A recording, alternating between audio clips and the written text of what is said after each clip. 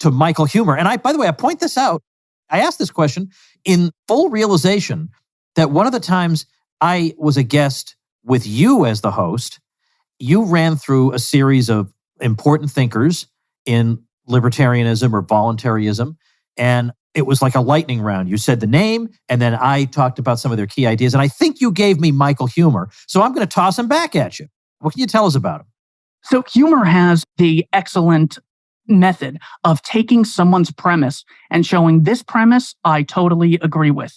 However, I disagree with the conclusion that this premise gives. So already you're taking people off the defensive. So that's why I was so appreciative of some of his early work.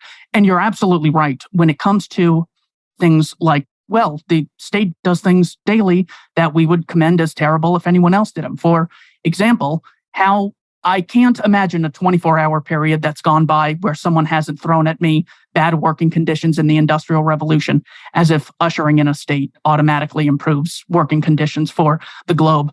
But we would never say, hey, the Russian government is murdering people in Ukraine and Ukraine's murdering people in the Donbass. You statists need to answer for this. Look at all this government tragedy that's happening. How about that First World War? What a tragedy. Why would you guys advocate that system? So just getting in that rhythm that Huemer gets you to thinking, you become sort of guilt-free when you advocate things like this.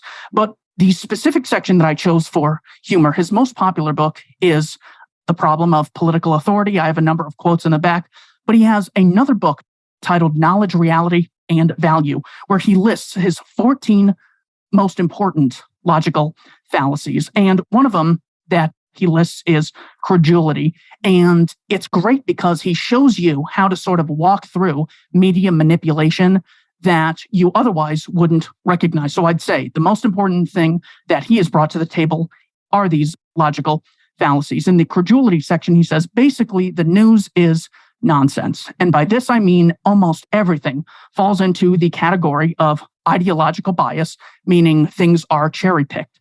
By the very nature of you picking to report on one thing and not another, that is a bias. How much time you spend on it, that is also a bias. I had an intelligence officer come on my show, a guy named Chase Hughes, and he said, if I could summarize mind control in one word, it would be repetition. So this is how the media is really able to plant ideas in the minds of the populace. Imagine if there were pictures of civilians all over the news every time a government drone killed civilians, like they are with who are referred to as shooters, but they're actually murderers.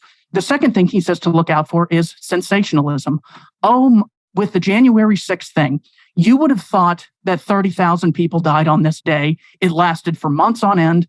The sensationalist tactics that the media use to tell you one thing is vitally important and it's a total danger to civilization, that is one of the greatest propaganda tricks around. And then he says the third thing you have to look out for is laziness. There was a great article on CNBC, great in the sense of it really exposes the people. This was in, I think, 2020. It said, why economists don't think trillions of dollars inputted into the economy will lead to price inflation.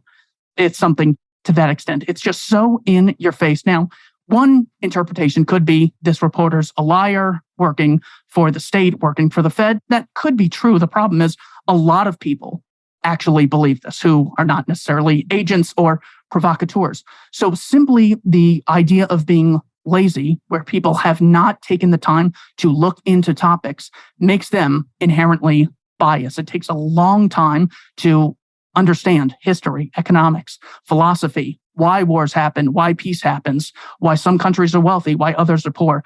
Very few journalists have done that work. So Huemer, exposing media bias through sensationalism, cherry picking, and laziness, I think is his best contribution. By the way, for anybody listening who's curious about him, his last name is spelled Huemer. So it's not what you're thinking.